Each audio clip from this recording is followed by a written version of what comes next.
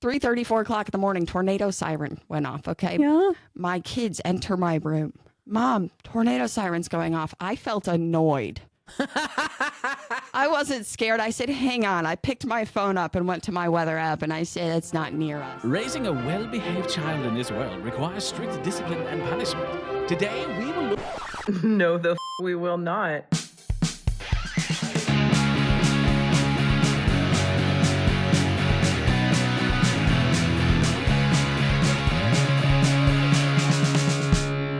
A really great tool is just like we're gonna baby step it. I think that's a great way to do it. I was gonna say I say with all love, care, and respect, with way more experience, how do you force yourself through an anxiety moment because your kids need you? Yeah, so I would say, honestly, I don't have to force myself through it because it's so regular for me that it's kind of, I just have ways that I kind of navigate it. It's when it kind of, when I'm having a very bad anxiety day, that's where it can get tricky. Or if something like triggers this anxious response where it's like, oh, okay, no, don't want to have a panic attack. I need to do something to take care of myself.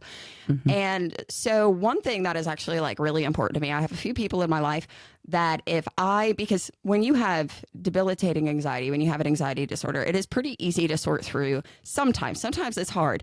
And this is, of course, my experience. Sometimes it's pretty easy to tell this is a rational anxiety and I can kind of like work through that on my own. Like, it makes sense that this is making me anxious. And sometimes I'm like, this is so annoying. This thing that I am anxious about is so irrational. Like, I've gotten texts from you. Yes. Hey, will you remind me that this is stupid because I know it's stupid, but I need someone else to tell me that it's stupid. This is a thing that I will do because my logic brain, the logic in my brain is telling me, like, and I know it to be true, but what happens is it's a cognitive dissonance that's happening because the anxious part of my brain is like, I don't care that you know it's true. I said anxiety. And I'm like, yeah, I hear you. But by talking to someone else who I know is not in the level of anxiety I am, who isn't having this argument in their brain, they are okay. It is weirdly helpful to hear from an external source that I trust. Yeah, you're right. Like, this isn't anything to be anxious about. And like, I have a friend who's been my friend for 15 years and no, you're right. This isn't anything to be anxious about. And here's why. And it's everything I already knew, but to also hear that from someone else, it's kind of grounding in a way of like, I need to get out of my head. I need to connect with someone. And that is really helpful. You haven't done it in the past couple years, but when we were first friends, you were still pretty fresh to tornadoes. So I have lived in Tornado Alley my entire life. It's just been a regular part of my experience. And in the early years of our friendship, you would routinely text me, I see that the weather guy says this is going to miss me. I see that the danger avocado is not even over me, but I cannot release the fact that maybe a tornado is going to eat my entire family and that the stove will explode. Will you tell me? I did not say it that calmly, but yeah. I like that you made it seem like I was so reasonable.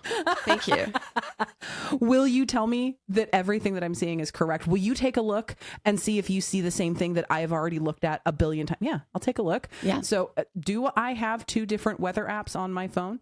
Yes. Have I needed the second one for like 2 years? No. But I downloaded the weather app near Tori's living location so I could look at their radars and go, oh yeah, you're not going to get anything. It's going to skip you entirely. We do now and then still look at each other's weather just we because do, but if we know, not to calm anxiety. It's just because, hey, what's going on in yours? Yeah, if you're taking cover right now, you can't text me. I'll just look. I know where you are.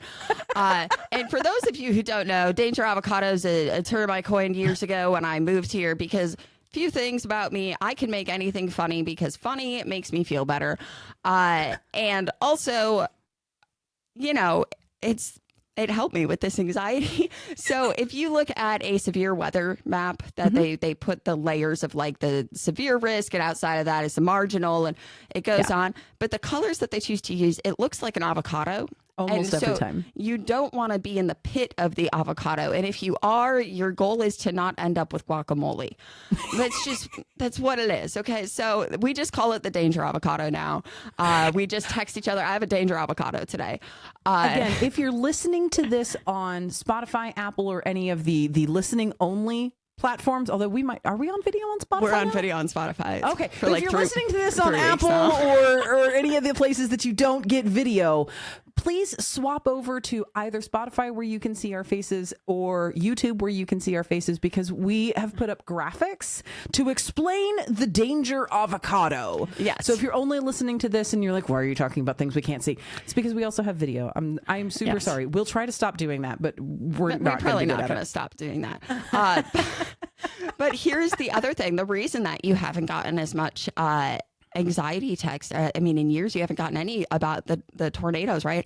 I've lived here for 8 years, and one thing I know about myself is that when I learn about the thing that is making me scared, I now have less fear, because that is a big thing for my personal anxiety. Is when I don't understand how something works, my brain will come up with a story and try to figure it out, and my brain is a horror writer. Okay, Stephen King, move over. So when I can learn things, my brain is a horror writer needs to be on a t-shirt. We should make t-shirts. We should make t-shirts. Oh, hey, you lost the game. Dang it. Anyway, what I did is I basically taught myself meteorology. And now I know about the C curve, and I know about all the different types of clouds that can look like tornadoes but aren't tornadoes. I know what a scud is. That one makes me laugh because you call it a scud.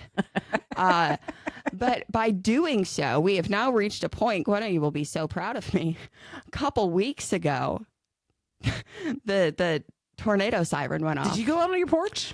It was 3:30, 4 o'clock in the morning. Tornado siren went off. Okay. Yeah. My kids enter my room. Mom, tornado siren's going off. I felt annoyed.